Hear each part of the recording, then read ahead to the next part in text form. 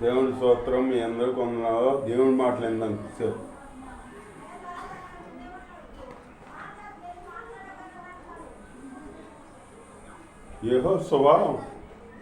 యెహోషువ చనిపోయినాక ఇశ్రాయేలు పెద్దల్ని ఏలేవాళ్ళు ఎవరు లేరు, లేకపోయారు. లేకపోయేటప్పటికి ఇశ్రాయేలు ఎవరి మార్గాన్ని వాళ్ళు నడుచుకుంటాం అట్లా జీవిస్తూ ఉండగా శత్రువుల చేతికి అప్పగించబడ్డారు. అప్పగించబడి బాధించబడుతున్నారు అన్నమాట. బాధించబడుతూ శ్రమలు పడుతూ ఆఖరికి దేవుడికి ప్రార్థన చేశారు. ప్రార్థన చేస్తే దేవుడు ఆ ప్రార్థన ఆలకించి అలాగే న్యాయాధిపతుల్ని అనుగ్రహించారు. ఒతియేలు అని న్యాయాధిపతిని అలాగే అనుగ్రహించాడు అన్నమాట. అనుగ్రహించిన తర్వాత దేవుని స్తోత్రం హల్లెలూయా. అనుగ్రహించిన తర్వాత ఆ ఒతియేలు పరిపాలన అయిన తర్వాత ఒతియేలు చనిపోయిన తర్వాత మళ్ళీ ఇశ్రాయేలు మళ్ళీ మార్గం తప్పి అట్లా జీవిస్తూ ఎవరికల్లా అట్లా జీవిస్తుండగా మళ్ళీ శత్రువుగా అప్పగించబడ్డారు అనమాట. శత్రువులు బాధిస్తున్నారు. బాధిస్తుంటే అట్లా ఉంటామనంగా మళ్ళీ వాళ్ళకి శ్రమలు ఎక్కువయ్యి మళ్ళీ దేవుడికి ప్రార్థించారు. దేవుడికి ప్రార్థించేటప్పటికి మళ్ళీ దేవుడు మళ్ళీ ఆ ప్రార్థన ఆలకించి యెహోయాదా అంట ఆయన్ని న్యాయాధిపతిగా అనుగ్రహించాడనమాట.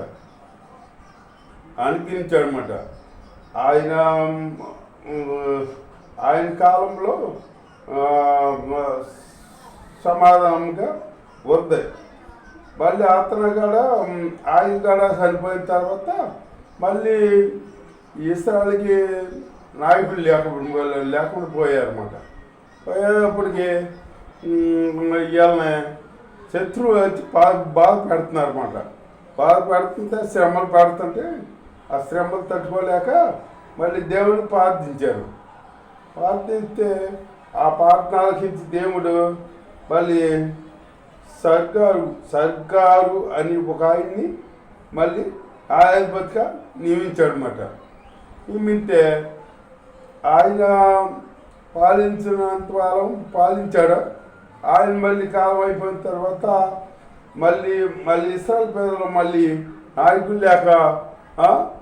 నాయకులు లేకపోతే ఎట్లాగా మనం దొడ్లో గొడ్డుని కట్టేస్తాం అనుకో, వాటికి చుట్టూ కట్టలు లేకపోతే ఎట్లా ఉంటాయి, ఎటుమాటి దాటి వెళ్ళిపోతాయి.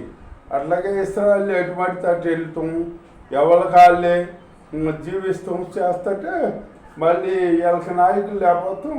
మళ్ళీ శత్రువులు గమనించి మళ్ళీ బాధ పెడుతూ మొదలెట్టారన్నమాట. దేవుని స్తోత్రం. బాధ పెడుతూ మొదలెడితే వీళ్ళు ఇట్లా ఉండగా ఆ బాధలు ఎక్కువగా భరించలేక మళ్ళీ దేవుడికి మొరపెట్టుకుంటారన్నమాట. దేవుడికి మొరపెట్టుకుంటే అప్పుడు దెబోరా అని ఒక స్త్రీని మళ్ళీ న్యాయాధిపతిగా అనుగ్రహించాడనమాట.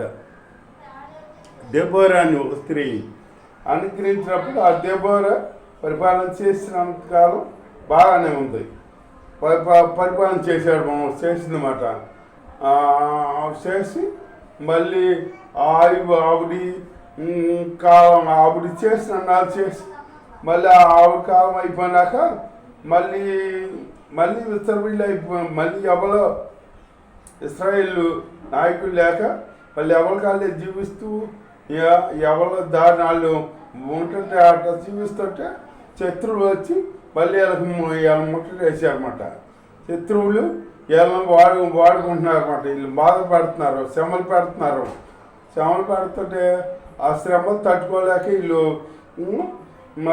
జీవిస్తూ ఉండగా శ్రమలు ఎక్కువైపోయినాయి. శత్రువులు శ్రమలు పెట్టేస్తున్నారు. పెట్టేస్తుంటే మిద్యానీయులు వీళ్ళని బాధ పెడుతున్నారు అన్నమాట. పెడుతుంటే అప్పుడు దేవుడు వీళ్ళు ప్రార్థన చేశారు. ప్రార్థన చేస్తే ఆ ప్రార్థన ఆలకించి దేవుడు గిద్యోన్ని ఏర్పరచుకున్నాడు అనమాట. ఏర్పరచుకుంటే గిద్యోను ఎక్కడున్నాడో గానుగు సాటున గోధుమలు దొరికి కొట్టుకు తింటున్నాడు అనమాట. గిద్యోను దక్కున్నాడు అనమాట. ఈ మిద్యానీయులకి దర్శి అక్కడ దక్కున్నాడు అనమాట. గిద్యోను దక్కుంటే అప్పుడు దేవుడు పిలిచాడనమాట. పరాక్రమ కలిగిన గిద్యోను అని పిలిచాడు దేవుడు. అని పిలిస్తే దేవుడు పిలిచినప్పుడు దేవుడు మాట ప్రకారం వెళ్ళాలా? ఏమో నేను పరాక్రమం కలిగిన గిద్యోను అంటున్నప్పుడు నేను అంతటోని నేను ఇస్రాయేలు ప్రజలను రక్షిస్తాను అనుకుంటే మా వాళ్ళు బాలిసలుగా ఎత్తుకుంటారో నీవు మాకు తోడుగా లేవు అని అంటే నేను తోడుగా ఉంటాను రా అంటే తోడుగా ఉంటాను. అక్కడ పరీక్ష పెడతాడనమాట గిద్యోను. నీవు నాకు తోడుగా ఉన్నావని నాకు తెలుతాకి నేను ఒక పరీక్ష పెడతాను, మీరు ఏమనుకోకుండా అది నెరవేర్చండి అని అంటే అప్పుడు ఏంటంటే ఒక రాత్రి ఈ కళ్ళమంతా గొరిపోస్తుంటుంది. ఈ కళ్ళం అంతా గొరిపోచ్చంతా మనసుతో తడిసిపోవాలి. మిగతా నేల అంతా పొడిగా ఉండాలి అన్నమాట. అలాంటి పరీక్ష పెట్టాడనమాట దేవుడికి. పెట్టేటప్పటికి దేవుడు అట్లా చేశాడు. ఆ రైతు ఆ బొచ్చంతా మనసుతో తడిసిపోయింది. మిగతా భూమి అంతా పొడిగా ఉంది, చుట్టుపక్కల పొడిగా ఉందన్నమాట. ఈ గొరిబొచ్చు పిండితే నీళ్ళు వచ్చినాయి, పిండాడు నీళ్ళు వచ్చినాయి.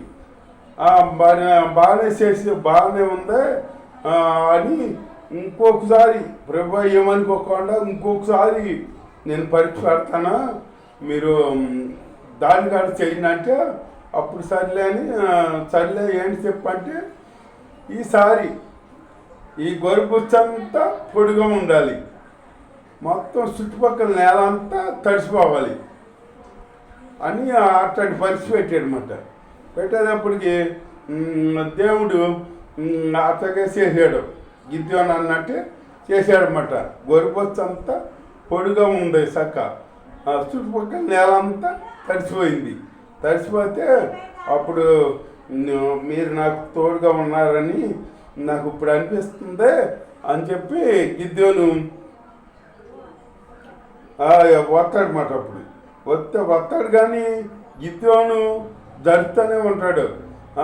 గిద్యోనుగా జరుపుతా నువ్వు రావంటే అత్తకి గిద్యోను ఒకసారి మిద్యానీయుల్ని జయించాలని 3,000 మందిని 10,000 మందిని ఏర్పరచుకుంటాడు అన్నమాట.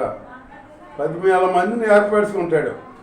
10,000 మంది ఏర్పరచుకుంటే దేవుడు అంటాడు చూసి, ఏంటి నువ్వు మిద్యానాలను జయిస్తాకి ఈ 10,000 మంది అవసరం లేదు అసలు నీకు అని అంటే, మరి ఇప్పుడు ఏం చేయాలంటే నువ్వు పని చెయ్య,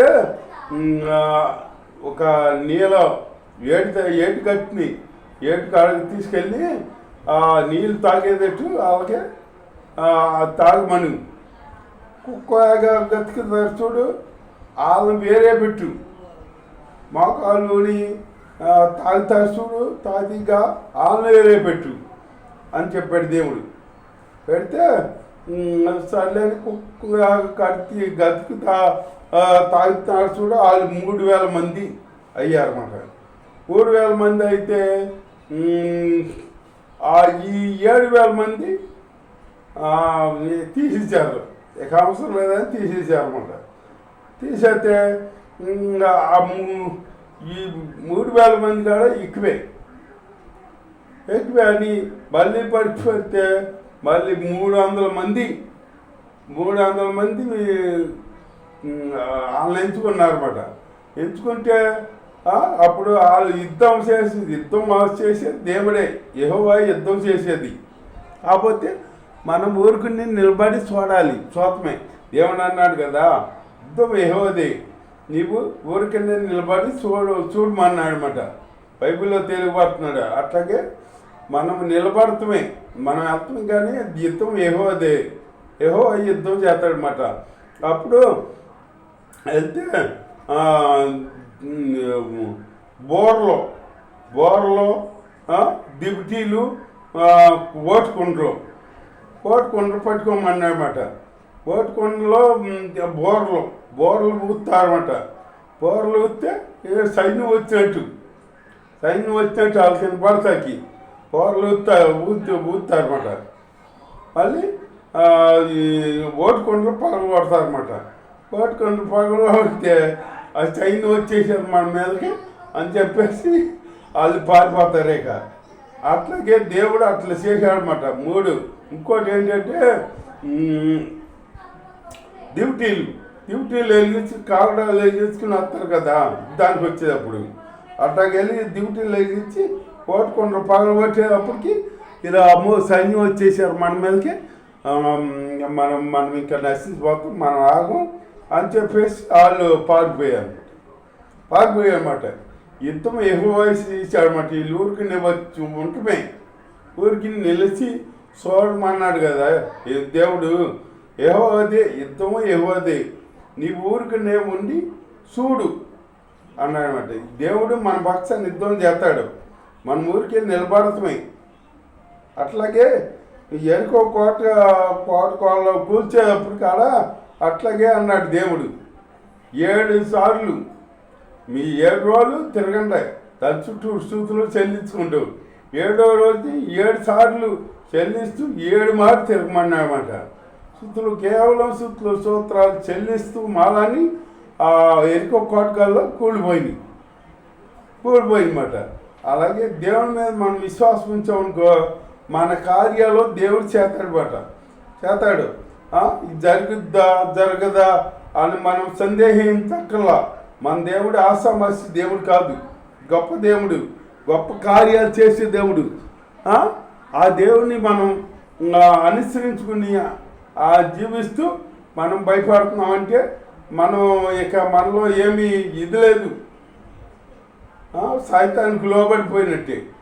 అనుమానం అంటే ఉండకూడదు మనకి. ఇంతవరకే నువ్వు లోకంలో ఉన్నప్పుడు ఏదో జడిసావు అయిపోయింది. ఇప్పుడు జడిసే జీవితం నీలో ఉండకూడదు. ఉన్నప్పుడు దేవుడు ఏంటంటే మనం బలవంతుడిని దేవుని మనం తెలుసుకున్నాం. బలవంతుడు మన దేవుడు, మన ఎదుటి యుద్ధం జరిగిస్తాడు మన పక్షాన్ని దేవుడు. అలాంటి దేవుడు మనకు ఉన్నప్పుడు మనం భయపడకూడదు. ముందుకు సాగితే దేవుడు అదే అంటున్నాడు, నీవు వెనక రామాక ముందుకే సాగు అంటున్నాడు దేవుడు. ముందుకు సాగాలి మనం.